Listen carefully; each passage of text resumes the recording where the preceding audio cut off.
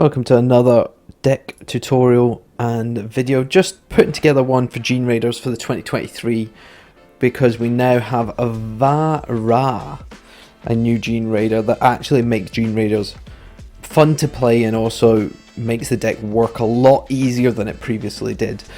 With the field spell, it's key. It's absolutely key. If you don't have it, we've got Terraforming, we've got the trap spell that gets the field spell to your hand or activates it on the field, and then you've also got the light Gene Raider, Boss of the Light, that again pulls one card from your deck to your hand along with Gene Raider Quest. As long as you've got Gene Raider in your hand, you can pull a spell and trap. That's why we're only running one copy of Gene Raider Territory. It's because we just need that second copy to get it on the field. This deck does have a little bit of my own flavour to it, so it does have the rank up cards and the rank up magic XYZ monsters. You can get rid of them. Like, you can literally just take that engine out. As long as you've got the World Legacy engine in it, the deck runs really well. We've also got in this deck, we've also got Super Poly, just because it's quite handy against a lot of the meta decks at the moment. The deck will struggle against Branded. I've taken on a couple of big Branded players. Some have won, some have lost, so you know, Branded you're going to struggle with just like everybody else out there at the moment, unfortunately. Other thing we've got on there is Trisha, which allows us to sacrifice our tokens to destroy one card on the field, and if we do 3 tokens, then we can draw 2 cards as well as destroying one thing on the field. It's quite handy to have, but you don't want to see it in your brand, so it's set to 2. The other kind of off weird card that you could discard, but I'd like having it in it, is a Guard Dragon Meldark, because of that 500 attack and defense reduction. It's really handy, especially against Brandy, because Brandy does 2,500. So dropping them to 2,000 kind of helps a little bit. And then of course we're going to be running stuff like Mud Dragon and Guardian Chimera, just to have them for the Super Polys. So you know, it's handy to have. We're also running stuff like World Regalia Demigear. Probably said that wrong, but you get the idea. That's really handy to have as well. 3 level 5 or higher monsters, and it's unaffected by other monsters' card effects. Quite a handy thing to have. Other thing we'll run in this engine as well is we're running 2 copies of Droplet and 3 copies of Condemn Witch. Condemn Witch gets us our Droplet, and Condemn Witch also on the opponent's turn gets us Shadow of the Gene Raider bosses. Loptar, I think is you're supposed to say that. I might have murdered it. And then we've got again, we've got 3 of Rumbling, we've got 3 of Vara, and then 1 of everybody else. And we don't have any of Boss of Iron in there at all. Again, if you're taking out Guard Dragon, you could put 1 copy of Boss of Iron in there. I've not needed it, so you know, take it as you like. And then of course we've got rank up Argent Chaos Force and rank up Barian Force, just so that we can get Heart Earth Chaos Dragon out or Chaos Dyson Sphere. Both really good cards and work really well with the deck. You've also got your big hit on the XYZs, which is the Gene Raider Boss of Eternity XYZ, which allows you to basically combo off of your Rumbling and your field spell, just to get more cards to your hand, and then rotate through. Take a card off your opponent's hand, add it to your card, 2,000 bonus attack onto that card, and it can build up and build up. If you've got Rumbling, they draw a card, then they go to give you 1 card, they then have to discard 1 card, so that's 2 cards out of their hand. So like, it works really well as that synergy all together. You've got 2 copies of 9 Cats of Lives, because I find it really helpful that 3,300 defense, and then you can pull 1 of your tier 9s back to the field. You've got 1 copy of Dyson Sphere, 1 copy of Phantom Fortress. Again, Phantom Fortress, great, just I can get rid of 1 card from the hand, I can get 1 from the graveyard, or I can get banish 1 of the cards on the field, or I can banish 1 from the top of the deck. Just having that ability just to banish 1 has got me out a couple of really sticky situations. And because we're using XYZ, of course, 1 copy of Zeus, because sometimes you just need to wipe the field. And as long as you can put your field spell back on the field, Wiping it with Zeus is not a problem.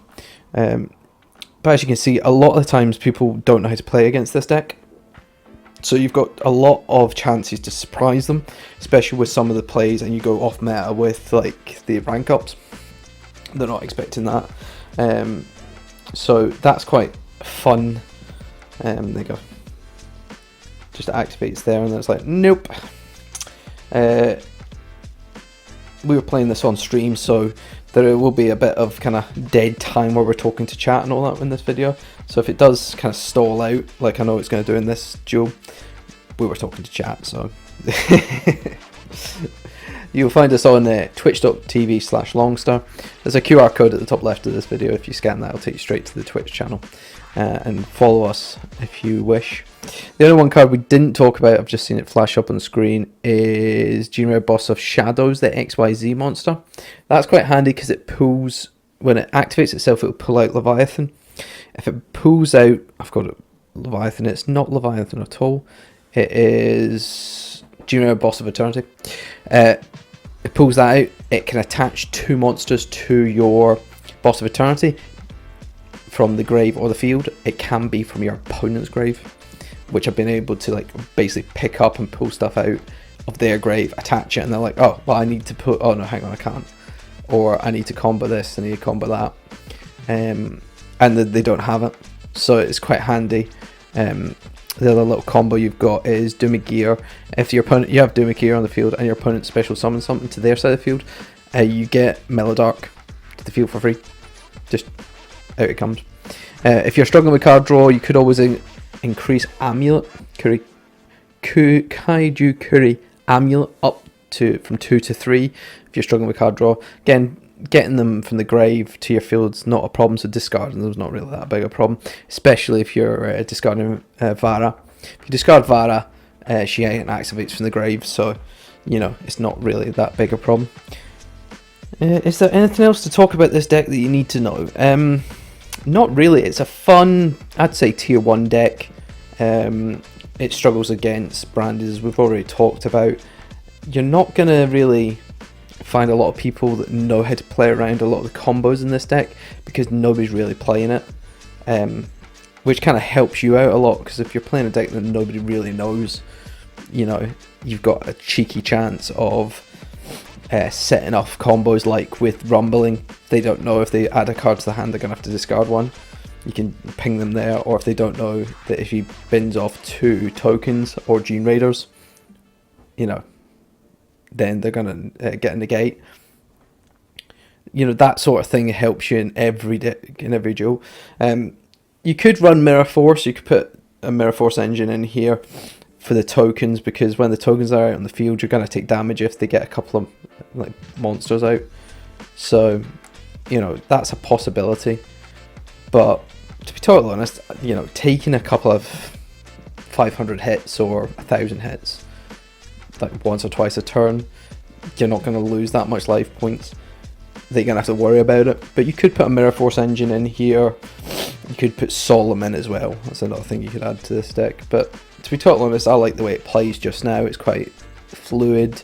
It's stopping a lot of the big metas at the moment, which is good. It's always fun to see a deck that you've built that's a little bit off the beaten path, take on some of these big super guys and go, you know what, I can take you at my level as well.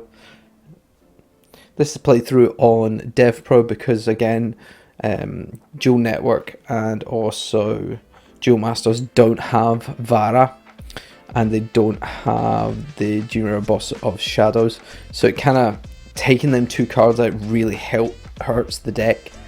Really hurts the deck. So, you know, you really don't want to be just giving that much of a leeway to your opponent. Also, if they've got max C, because Duel Masters for some reason lets you play it, if you got max C, then you know you're going to be that amount of summoning. You're going to be giving a lot of free cards to your opponent.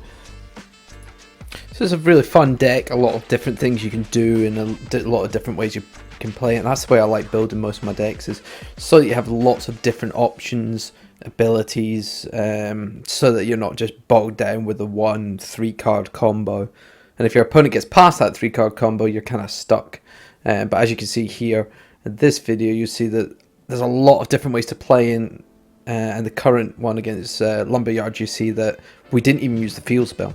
That's all without the field spell. So, you know, even though it's very heavily reliant on the field spell, you can play it without the field spell. Metaverse is the trap that you get the field spell with, which is pretty handy. And again, Condemn Witch, going to do the combo there to bring out our droplet. So yeah, if you enjoy this sort of content, please follow along. We're going to be putting together a lot more of these videos, and of course we have the QR code on screen if you'd like to join us on twitch.tv/longstar. Lots of different stuff available there.